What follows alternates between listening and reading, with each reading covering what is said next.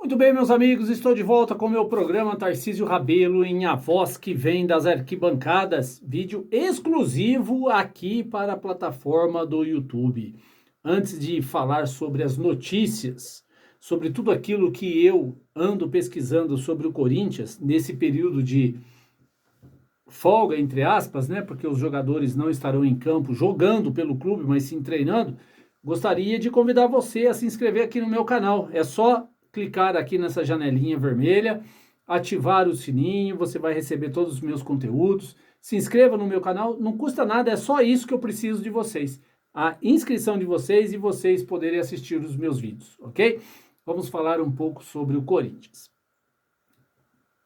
Campeonato Brasileiro paralisado pela data FIFA, onde a seleção brasileira vai fazer amistosos, e os clubes tendo uma folga, entre aspas, para poder treinar, preparar as suas equipes, para poder competir o resto do campeonato brasileiro, Libertadores, Copa do Brasil, enfim, os demais campeonatos que tem pela frente. Vou falar do Corinthians. 11 dias paralisados, até o próximo jogo contra o Santos lá na Vila Belmiro, e o Corinthians podendo estar treinando, preparando a equipe, coisa que o Vanderlei Luxemburgo não teve desde que ele chegou. Ele só pegou pedreira, só pegou jogos difíceis pela frente, sem poder treinar a equipe, sem poder preparar a equipe para colocar em campo. Então, 11 dias para que a comissão técnica do Corinthians possa dar uma esboçada, uma cara da equipe, né? Então, muito bem. Desses 11 dias, a direção do Corinthians deu 2 dias de folga aos jogadores. Eu sei muito bem que os jogadores estão sendo pressionados, psicologicamente eles estão sendo pressionados, mas o momento hoje, olhando a situação que o clube se encontra, não é para dar folga aos jogadores, mas sim de reunir todos os jogadores. Se eu sou o presidente do Corinthians, eu reúno comissão técnica, jogadores, todo mundo que se envolve com o futebol do Corinthians, reúno e digo a cada um deles: o momento não é de folga, o momento é de trabalho. Luxemburgo não teve tempo de treinar a equipe e agora ele vai ter 11 dias. E eu peço a vocês, jogadores, para que vocês se empenhem nesses 11 dias juntamente com o Luxemburgo. Porque, aliás, eles ganham e ganham muito bem para poder estar ali, jogando, treinando, participando. Era o mínimo que um presidente deveria fazer. Reunir todo mundo e falar: não vai ter folga, nós vamos trabalhar para tirar o Corinthians da situação que se encontra.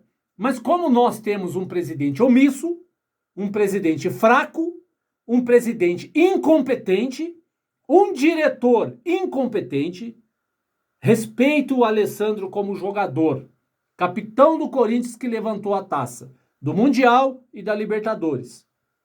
Como jogador, como diretor, ridículo como diretor, ok? Como nós temos uma direção ridícula, eles dão 2 dias de folga aos jogadores, para que os jogadores façam o que bem entender, preparo físico dos jogadores está um lixo, e eles podem ficar em casa e fazer o que bem entender. Alguns gostam de beber um goró, outros gostam de fazer sei lá o que, e vai fazer o que bem entender. Essa é a direção do Corinthians, da chapa Renovação e Transparência, ok? Eu começo por aí. Então, se eu sou o presidente do Corinthians, eu não daria folga aos jogadores e eles teriam obrigação de tentar se reunir com o Luxemburgo e tirar o Corinthians dessa situação. Porque tem muita gente descendo o cacete no Luxemburgo. Descendo o cacete no Luxemburgo. Como se ele fosse o responsável pela atual situação que o Corinthians se encontra. O Luxemburgo tem 10% de culpa em alguns jogos Porque 90, não vou falar 10%, vou falar muito menos. 99% de culpa é dessa diretoria amadora que está tomando conta do Corinthians. E agora, eu quero ler para vocês na íntegra uma reportagem do Globoesporte.com. E eu, para poder falar, eu tenho que mostrar.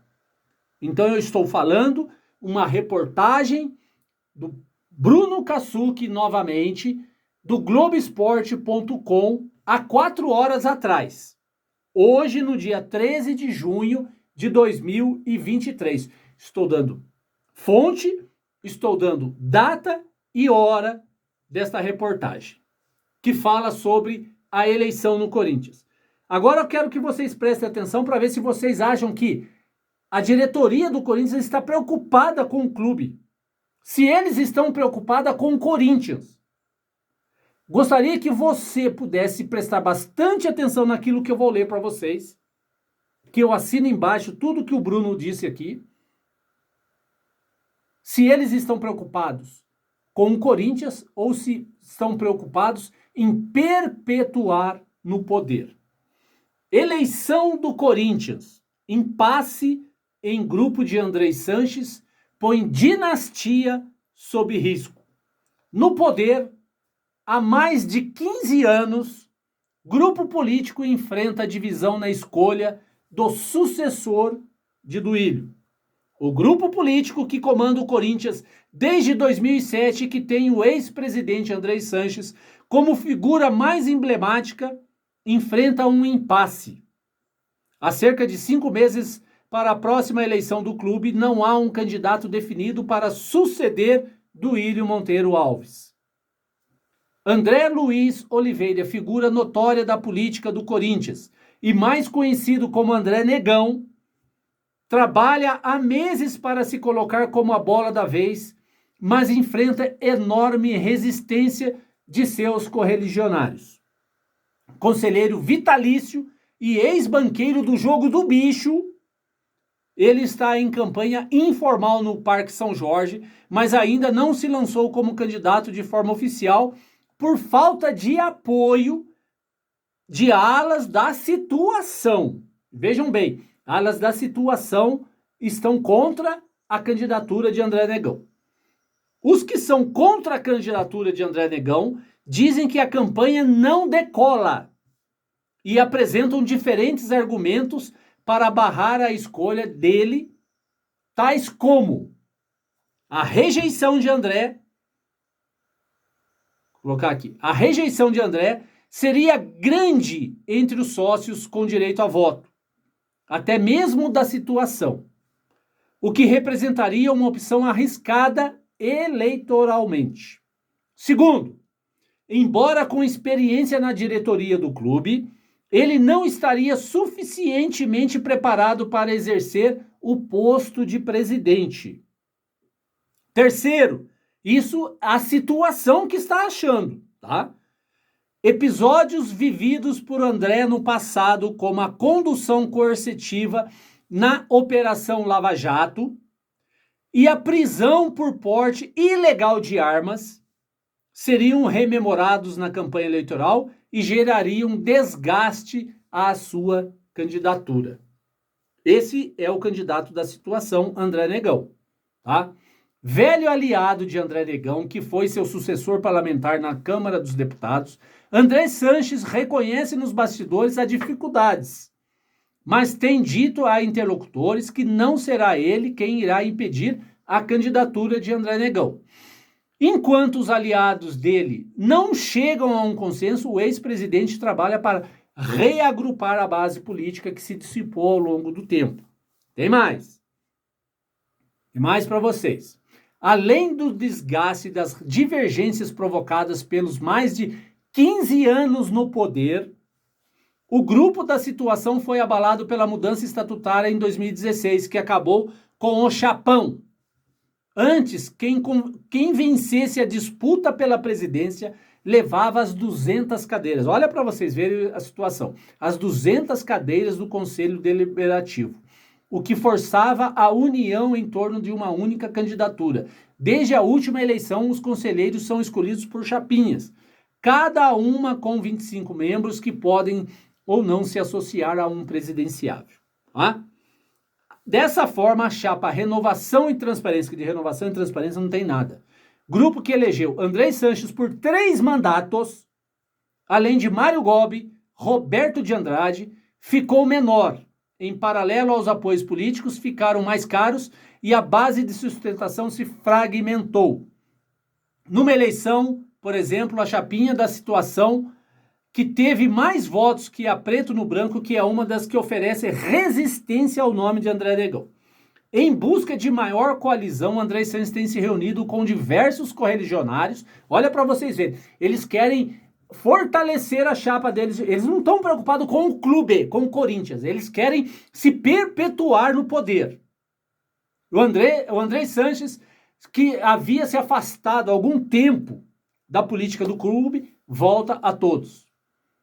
Em busca de maior coalizão, André Sanches tem se reunido com diversos correligionários e até pessoas das quais havia se afastado nos últimos anos. Uma delas, a Mário Gobi, que sucedeu a presidência em 2012, mas que em 2020 disputou uma eleição pela oposição.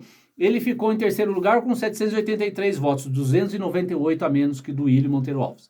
Em maio, a dupla almoçou numa churrascaria nos Jardins, bairro Nobre de São Paulo. Até nisso, eles se reúnem, mesmo sendo desafetos, se reúnem para poder se perpetuar no poder. Andrés vem dizendo há meses que não pretende, olha isso que eu vou ler para vocês agora. Andrés vem dizendo há meses que não pretende disputar as eleições, mas há no Parque São Jorge quem aposte numa reviravolta caso não se encontre outro nome de consenso ou caso as pesquisas indiquem que realmente André Negão não é competitivo. Se tudo isso acontecer, o Andrés vai ser candidato para eles não perderem a boquinha, para eles não perderem o poder. Eles não querem se preocupar com o clube, eles se preocupam com o poder. Em meio ao cenário de incerteza, outros nomes são especulados, como o de Jorge Calil, que já foi vice-presidente e diretor. Isso aí não vai dar em nada. Duílio Monteiro Alves chegou a cogitar utilizar uma brecha estatutária. Ele tentou a reeleição, mas não conseguiu, o estatuto não permitiu. O atual presidente é inclusive apontado como um dos culpados pelo impasse vivido pelo seu grupo político, pelo fato de não ter preparado um sucessor. Eles sempre querem preparar um sucessor e o Duílio não fez isso. Todos os últimos presidentes do Corinthians foram diretores de futebol antes de se lançarem candidatos, numa espécie de estágio. Duílio, por sua vez, escolheu para o posto Roberto de Andrade, que já não tinha ambições políticas e também não vale nada, né? Como político do clube. Ou seja, para piorar os cenários, muitos no Parque São Jorge apontam que na próxima eleição, como o mais difícil do grupo de Sanches, são 2 os principais motivos. A falta de títulos do time do futebol masculino, que não é campeão desde 2019, Duílio pode ser o primeiro presidente em 35 anos a deixar o cargo sem nenhum troféu. A força da candidatura de Augusto Melo, que eu vou fazer um outro vídeo sobre uma entrevista que eu vi dele, do Augusto Melo, que é para mim o meu candidato, que será o próximo presidente do Corinthians, e vou torcer muito para isso, que ficou em segundo lugar na última eleição com 939 votos, 142 a menos que o Duílio, e se manteve na campanha permanente desde então. Por outro lado, não se pode desconsiderar a força política da situação, ou seja, aqui o que eles querem dizer com isso? Que a situação comandada pelo André Sanches vai fazer de tudo para se perpetuar no poder. Enquanto o vídeo meu anterior que eu falei que o Palmeiras, com 3 presidentes, colocou o Palmeiras a nível europeu. O Palmeiras hoje é considerado um time a nível europeu. Pode não ser para muitos, mas para mim é. Com 3 presidentes, o Corinthians desde 2007, 15 anos no poder, não consegue tirar o Corinthians da draga. Ou seja, para nós que somos corintianos está mais claro do que nunca que precisamos mudar. E para nós mudarmos temos que fazer campanha contra essa chapa Renovação e Transparência, que é um lixo, que só quer saber de poder e afundar o clube cada vez mais. Amor ao Corinthians? Nunca essa chapa Renovação e Transparência tem. Ok? Tudo que eu puder fazer contra a chapa Renovação e Transparência e colocar no ar para tentar colocar na cabeça dos corintianos que essa chapa é ridícula, eu farei. E isso estou fazendo agora mais uma vez. É isso aí, rapaziada. Venho com um novo vídeo da entrevista do Augusto Melo para uma TV lá de Guarulhos, ok? E eu tenho certeza que ele será um bom candidato e um bom presidente ao nosso clube tão amado Corinthians. Tamo junto!